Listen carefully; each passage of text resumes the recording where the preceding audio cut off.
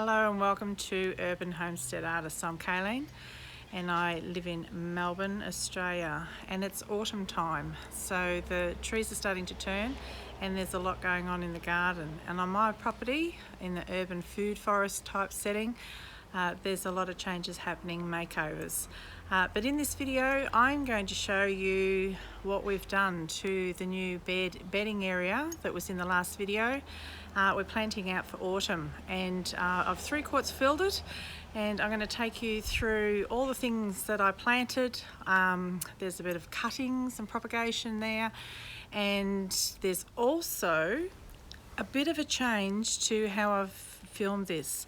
So there's much less talking in it and it's more meditative. You follow me around the garden and watch me plant things. And in about a week's time, you'll see the difference already in the garden. But for now, let's have a look at what's been planted in autumn. And there's a few unusual things you'll see in there as well. Come and join me.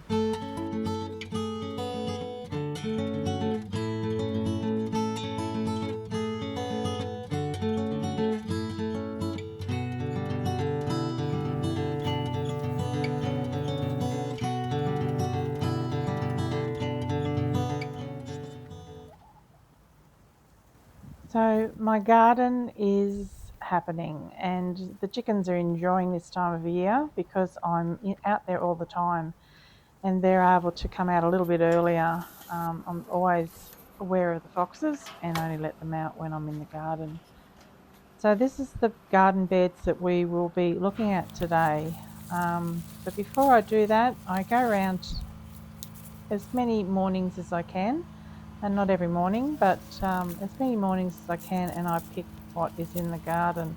I have been picking these tomatoes earlier than what you're seeing here because there is fruit fly here now in Melbourne, unfortunately. So I haven't had much problems with it yet, but I have been picking everything as soon as I can, not giving them a chance or as much chance to get into my food. I do check the tomatoes though, or all fruit actually, and the veggies before I eat them. I cut them open to check there's nothing in there. That's just something you've got to do now. And I like to leave the tomatoes in as long as I can. I do have the room to do that. The way I garden allows me to have plants here and there that can keep going and give us just a handful of food now and then that's coming directly to our kitchen. And this is good because the food that we buy in the supermarkets just doesn't have the taste or the nutritional value that food does when it comes directly from your garden. By the time it travels or is stored or is gassed or whatever they do to it, and it finally meets your shopping cart, it's lost a lot of its nutritional value. So in this, it's well worth growing fruit and veggies. Even a little bit helps. The more you eat out of your garden and less out of the supermarkets, the better it is for your health. You're also avoiding more chemicals if you garden without chemicals. And as you see here, you get quite inventive with what you've got. You pull out of the freezer or the fridge or out of the pantry from anything you've canned, and you make more inventive foods. Like that was my substitute ice cream, sugar-free. This is the bed we will be planting in today.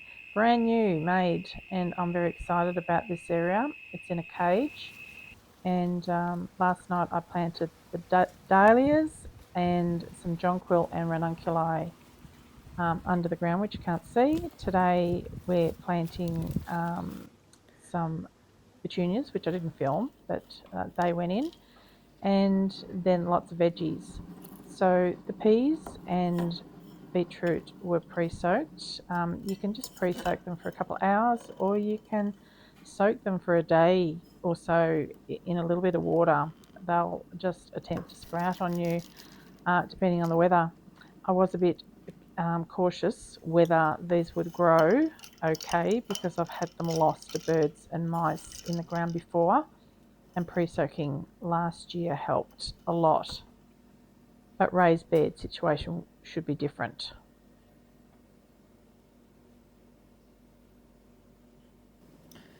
So I'm soaking some baby beets or baby leaf beetroot. Now this is a combination of seeds that I bought. I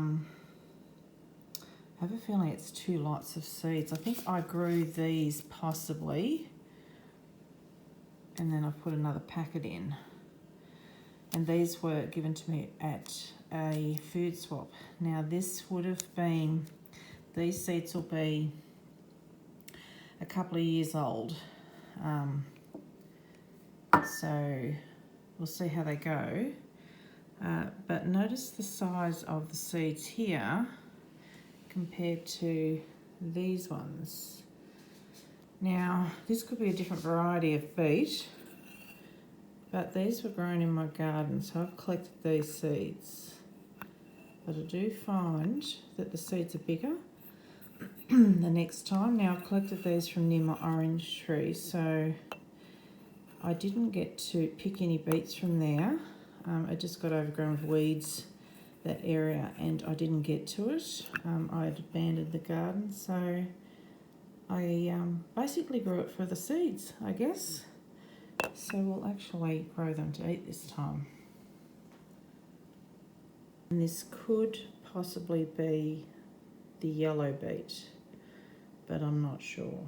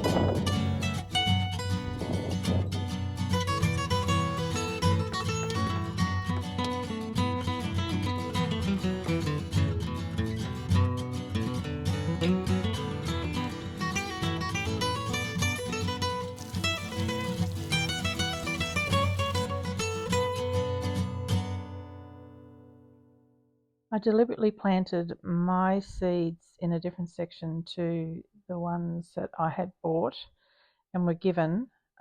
Being bigger seeds, I wanted to see if there was a difference. So I've put mine in a different section, and we'll take a look at that later. I have a bag of organic sugarcane mulch on hand, and I lightly cover the soil. Open soil is unprotected soil, and unmulched soil is dead soil. The sun and the wind get to it and deplete it, so I like to have mulch on at all times. It also feeds the garden, and I have to fertilise much less.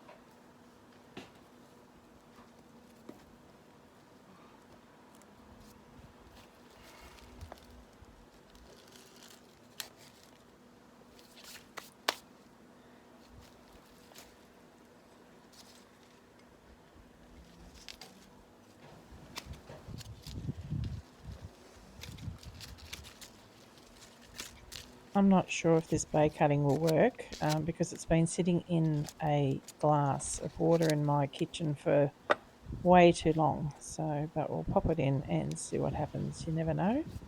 And obviously it's too big for this garden, so I'll have to move it later. But for now, it will get watered and tended to if it's there. I haven't established what best way to grow carrots in my garden yet, because the first lot that I grew, I bought heirloom seeds and pretty much sprinkled them in the garden and let them grow wherever and re-sow. So the first lot I've allowed to establish themselves here, and collected the fresh seed, this is the seed I'm using here.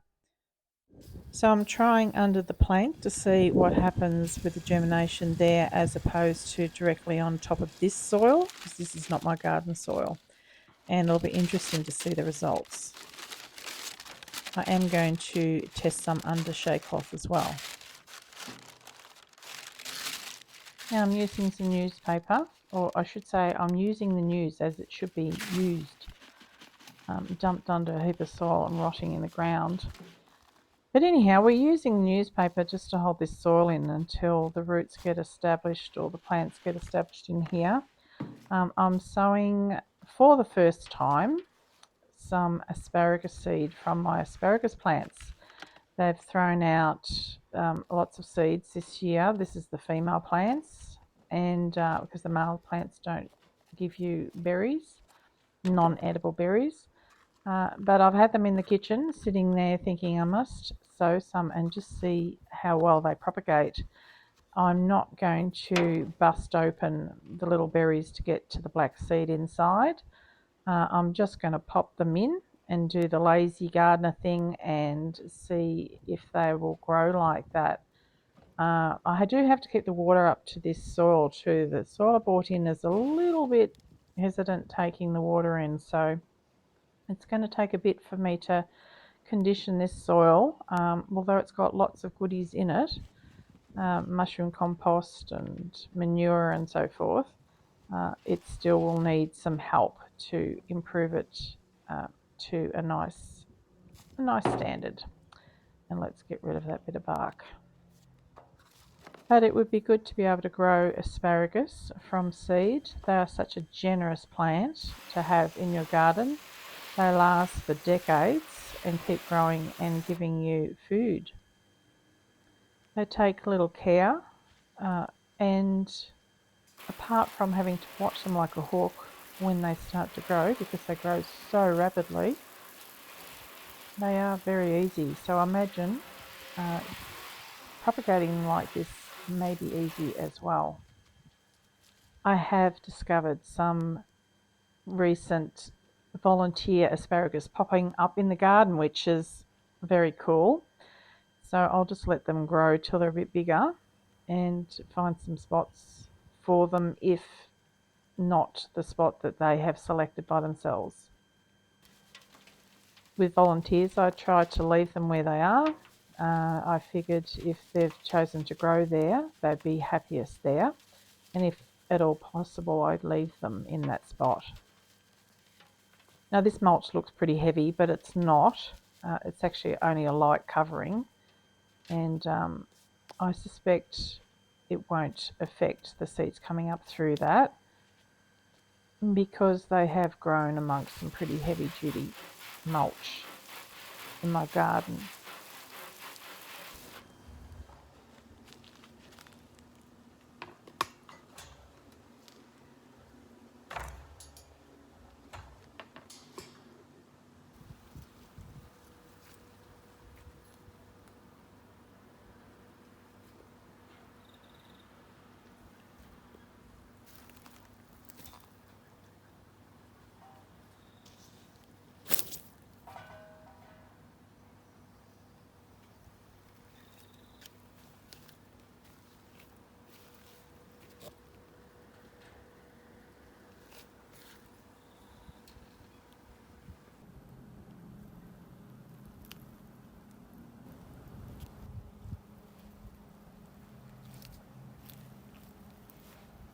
I've put a netted cape dome over the seeds underneath that netting just to keep the netting off the seeds, but to keep them protected. I don't know if I'll get birds in here scratching around because that's the biggest fear, for them to just scratch up those little seeds, which they do out in the garden. This is a wire bed, but it's only chicken wire, and some birds do get through still manage to get in there. So that's why I've put those baskets over, or they're actually wired drawers.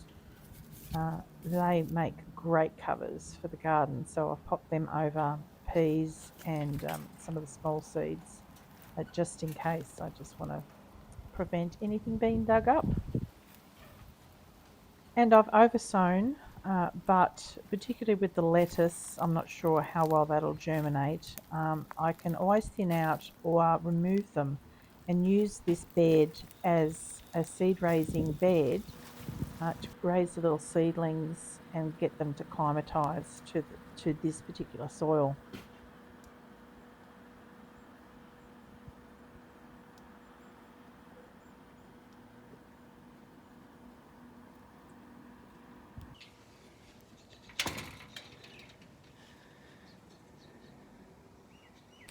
So I hope you enjoyed that.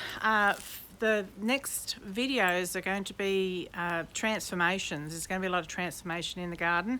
There is more planting to be done, but I am totally giving some areas some overhaul. This will be one of the areas that is having an overhaul. I've got a bed over in the background there that I've picked up for free. See that beautiful bed?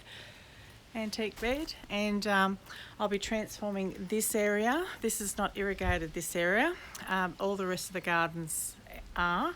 The alleyway up the side of our house has been worked on. I've been trying to get some fertility in there on the cheap, a frugal transformation happening there, but it's starting to look really good now, so can't wait to show you that.